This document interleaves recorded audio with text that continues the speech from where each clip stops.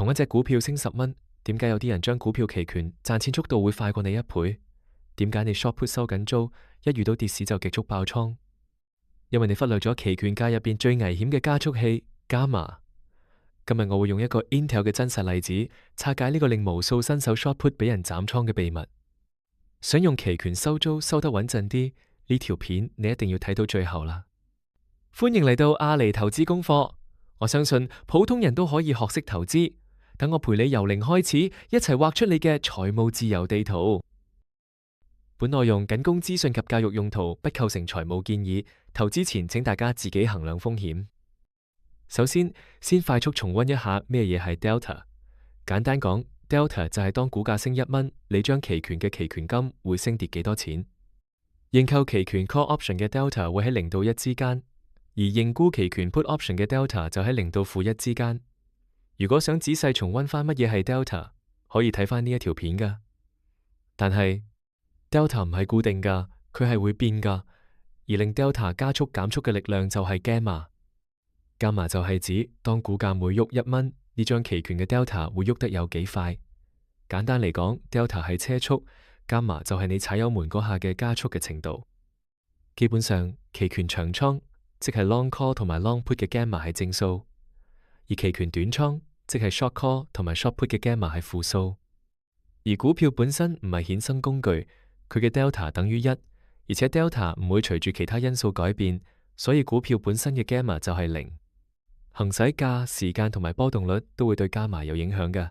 等我幫大家拆解呢3個因素啦。第一，當股價喺邊個位置嘅時候 ，Gamma 嘅數值最高？答案係等價期權 at the money option， 即係股價同呢張期權嘅行使價最接近嘅時候。大家想象下，一隻股票喺行使價附近拉鋸，就好似兩軍交戰嘅分界線。只要少少風吹草動，將期權由廢紙變到銀紙嘅幾率就會瘋狂跳動 ，Delta 會急升。所以等價期權嘅 Gamma 係最高嘅。相反，當期權已經深入價內 deep in the money， 或者期權已經極度價外 deep out of the money， 咁呢個時候大局已定，Gamma 就會縮到好細。深入價內嘅期權會繼續有大量價內值，而極度價外期權都好大可能會變廢紙，兩者個 Delta 都唔會點喐。下面呢幅圖就描述咗呢個關係。Gamma 喺等價嗰陣最高，價內同埋價外都比較低。第二個因素，Gamma 同時間嘅關係，呢度要分成等價期權同埋深入價內或價外期權去區分。當期權越接近到期日，等價期權嘅 Gamma 就最高。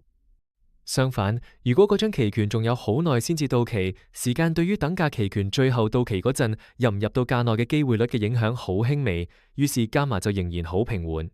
但係如果張期權剩翻3日，甚至係末日期權，股價對於等價期權附近嘅期權入唔入到價內嘅機會率就會好明顯。呢個時候等價期權或者附近嘅期權嘅 Gamma 會好大，股價只需要喐少少 ，Delta 就由0.2瞬間跳到0.5。再跳到0.8，廢紙隨時變銀紙。呢個就係等價期權喺近到期日裏面最恐怖嘅槓桿效果。至於深入價內同埋價外嘅期權，當期權越接近到期日，Gamma就會下跌，因為期權已經深入價內或者價外，時間只係剩翻好少，大局已定，股價點喐都好。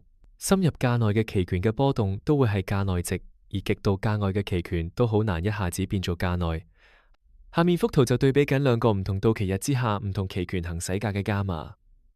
期權距離到期日越近，行使價附近嘅期權嘅 Gamma 就越大；距離行使價比較遠嘅期權嘅 Gamma 就越細。所以下面幅圖條紅色線會好似一座山咁，中間尖頂突上嚟。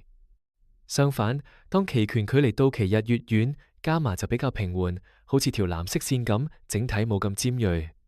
第3個因素就係引伸波幅對 Gamma 嘅影響。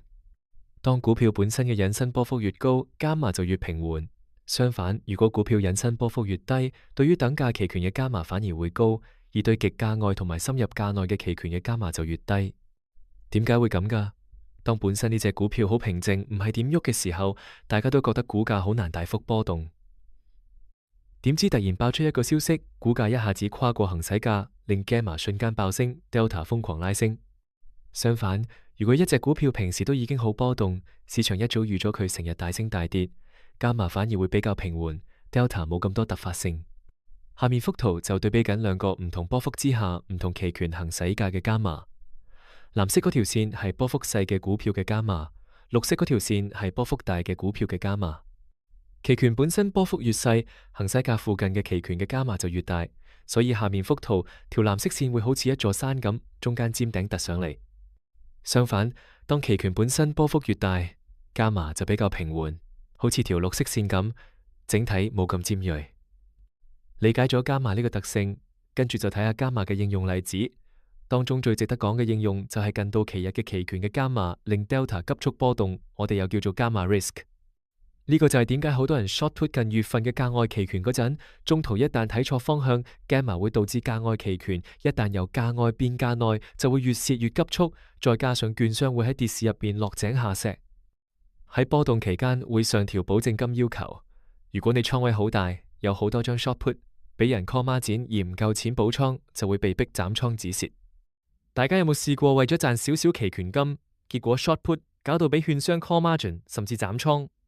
我哋睇下呢個例子 ，Intel 上星期110蚊 ，A 小姐做 Intel 嘅 short put 揀100蚊行使價，佢今次仲要揀好近到期日嘅價外期權，揀一個星期就到期噶，收1蚊美金嘅期權金。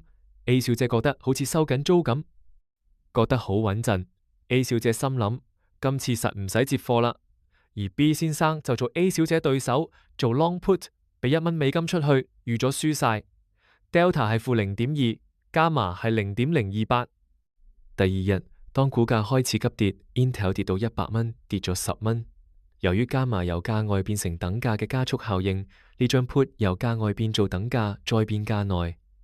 呢張 put 嘅 Delta 會由原本嘅負0.2，股價越跌，由於近到期日嘅加碼高 ，Delta 就更急速地向下跌，變成接近負0.48。呢個係理論上嘅計法，但係由於實際加碼會隨住股價而變動 ，Delta 實際上會更加負數。A 小姐 short 價外 put 嘅虧損速度，同埋 B 先生 long 價外 put 嘅盈利速度會突然加快。呢張 Intel 嘅100蚊，一個星期內就到期嘅 put， 一日之內由1蚊變5蚊。如果 A 小姐冇做好倉位管理，以為一個星期唔會接貨，而做好多張 short put， 搞到倉位好大，唔夠 margin， 俾券商斬倉嘅話 ，A 小姐輸4倍，而 B 先生只賺嘅話，佢就贏4倍。如果 A 小姐揀咗另一張 short put， 100蚊行使價不變，只係揀張比頭先再多1個月之後到期嘅期權，收到6蚊。B 先生做 A 小姐嘅對手 long put 俾6蚊出去。Delta 係負0.3， Gamma 係0.012。第二日股價急跌到100蚊，跌咗10蚊。但係由於呢張 put 嘅距離到期日比較遠，Gamma冇咁高，所以張 put 嘅 Delta 會下跌得冇咁快，只係去到大約負0.42。A 小姐虧損冇咁快 ，B 先生冇賺得咁快。呢張 Intel 嘅100蚊仲有1個月多啲先到期嘅 put， 一日之內由6蚊變11蚊。如果 A 小姐唔夠 margin， 俾券商斬倉嘅話 ，A 小姐只係輸唔夠1倍，而 B 先生只賺嘅話，佢就只係贏唔夠1倍。所以做期權短倉 short call、short put 嗰陣，唔好貪個少少時間值去沽出極近到期日嘅價外嘅期權。避免為咗收多少少時間值而令虧損速度擴大。如果揀啲到期日比較遠嘅期權，佢嘅加碼冇咁高，期權短倉錯方向嘅時候 ，Delta 冇變得咁快，所以虧損嘅節奏會冇變得咁突然。而做期權長倉 long call、long put 嗰陣，加碼 risk 就係能夠刀仔鋸大樹嘅原理。